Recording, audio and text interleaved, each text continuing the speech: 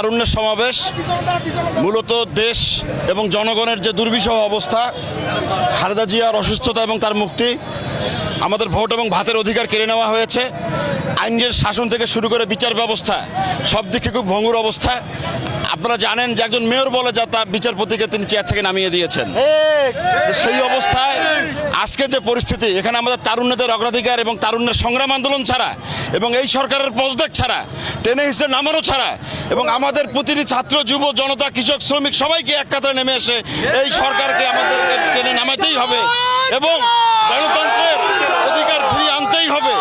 এবং সেই ক্ষেত্রে ভোটের অধিকার এবং ভাতের অধিকার আমরা বাস্তবায়ন করবো ইনশাল্লাহ। এবং আরেকটি কথা ব্যর্থহীনভাবে বলতে চাই, আমরা তারুণ্য আজকে যে আমরা রোডে নেমেছি, আমরা কথা দিচ্ছি যতদিন পর্যন্ত এই সরকারের পদত্যাগ আমরা নিশ্চিত করতে পারবো না, ততদিন পর্যন্ত ইনশাল্লাহ আমরা কেউ ঘরে ফিরে যাব না।